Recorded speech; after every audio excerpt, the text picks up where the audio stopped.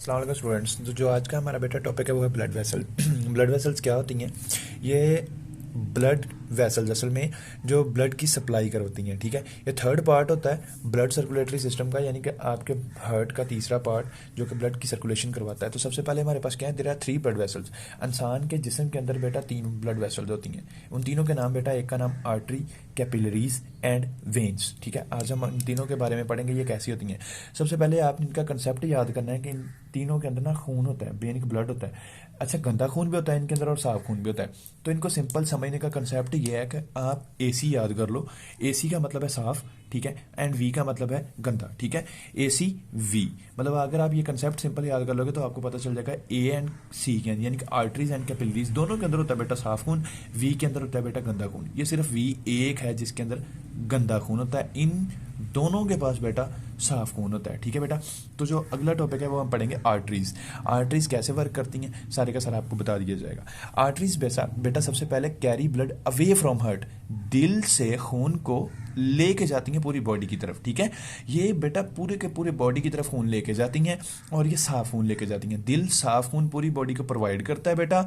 All arteries carry oxygenated accept pulmonary artery. एक बेटा pulmonary artery, इसके अंदर होती है एक pulmonary vein. Artery pulmonary artery के अलावा सारी की सारी आर्टरीज के अंदर होता है साफ खून, ठीक है। पल्मोनरी आर्टरी के अलावा पल्मोनरी आर्टरी में होता है गंदा खून जो वापस दिल की तरफ आता है। उसके बाद बेटा आगे hollow internal cavity in which blood flow is called lumen. ये वाली बेटा कैविटी, ये वाली कैविटी जिधर से ब्लड निकल रहा है मेरे बच्चे, इस चीज को कहते हैं ल्यूमन, ठीक है। ल्यूमन कहते हैं इस पार्ट को। उसके बाद बेटा when arteries enter the body organ they divide. बेटा जब आर्टरीज दिल से निकलकर बॉडी ऑर्गन्स में जाती हैं तो ये आर्ट्रियूल्स में डिवाइड हो जाती हैं। किस में डिवाइड होती है मेरे बच्चे? आर्ट्रियूल्स में। और बेटा यही जो आर्ट्रियूल्स होता है ये मजीद जब टिश्यू के अंदर डिवाइड होता है तो ये छोटी नालियों के अंदर कन्वर्ट हो जाता है, जिसको हम बेटा बोलते हैं कैपिलरीज। तो बेटा आर्टरीज आर्ट्रियूल में डिवाइड होती हैं, आर्ट्रियूल के मजीद डिवाइड होने से बेटा बनती हैं कैपिलरीज, ठीक है। तो ये हमारा आर्टरीज था।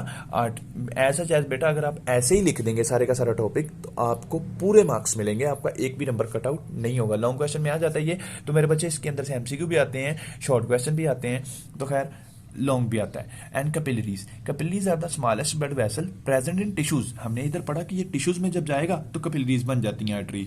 तो कैपिलरीज पाई कहां पे जाती हैं? टिश्यूज के अंदर, सिंपल सी बात है। और इनके अंदर ब्लड कौन सा होता है? The carry oxygenated blood. आप लिख भी सकते हैं ऑक्सीजनेटेड ब्लड। ऑक्सीजनेटेड मतलब ऑक्सीजन वाला, ठीक है मेरे बच्चे।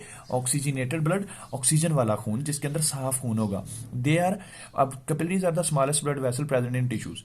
दे are form by the division of artery. Arteriole divide होगा मेरे बच्चे तो कैपिलरीज बनेंगी, सिंपल सी बात है। ऑक्सीजन ये क्या करवाती हैं? Exchange material between blood and tissue. बेटा ये टिश्यूज के अंदर पाई जाती हैं तो टिश्यूज के दरमियान और ब्लड के दरमियान मटेरियल का तबादला करवाती हैं मेरे बच्चे, ठीक है ना। और बेटा ये होती कितनी मोटी है? सिंगल सेल थिक मोटी होती हैं।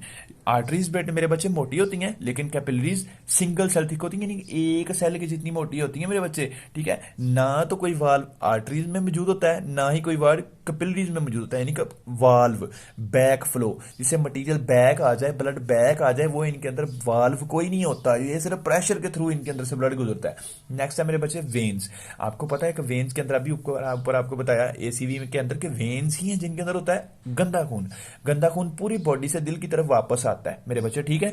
Carry blood toward heart from body, ऐसे ही आप लिख देंगे कैरी डीऑक्सीनेटेड ब्लड। इनके अंदर होता कौन सा खून है? Deoxygenated blood. इसके अंदर कितनी लेयर्स होती हैं बेटा? आर्टरीज के अंदर थ्री लेयर्स। देखो ये देखो 1 2 3, इसके अंदर भी देखो 1 2 एंड 3, 3 लेयर इसकी, 3 लेयर आर्टरीज में, 3 लेयर वेन के अंदर, सेम चीज। उसके बाद कैपिलरीज ज्वाइन। बेटा कैपिलरीज ये देखो, ये कैपिलरीज आगे मोटी होती जाएंगी, ये ज्वाइन हुई हैं तो ये वेन्यूल में बन जाएंगी। इधर मैंने लिखा नहीं है लेकिन कैपिलरीज ज्वाइन होती हैं तो वेन्यूल बनती हैं। वेन्यूल ज्वाइन होते हैं मेरे बच्चे तो वेन्स बन जाते हैं, ठीक है।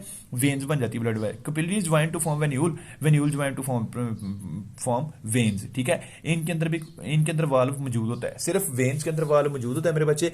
कैपिलरीज आर्टरीज के अंदर कोई वाल्व मौजूद नहीं होता है। ये क्या करवाती हैं? ये ब्लड की ट्रांसपोर्ट करवाती हैं, ब्लड को ट्रांसपोर्ट करती हैं, लेके जाती हैं पूरी बॉडी की तरफ, और ब्लड के थ्रू ही मेरे बच्चे पूरी की पूरी बॉडी को ब्लड यानी कि मटेरियल ट्रांसपोर्ट किए जाते हैं, फूड ट्रांसपोर्ट किया जाता है, एनर्जी ट्रांसपोर्ट की जाती है मेरे बच्चे। अगर आपको किसी टॉपिक की समझ नहीं आई तो आप लोग मैसेज करके कमेंट करके पूछ सकते हैं कि ये वाला टॉपिक बता दें, इस चीज़ की समझ नहीं आई, आपको बता दिया जाएगा। फी अमान अल्लाह।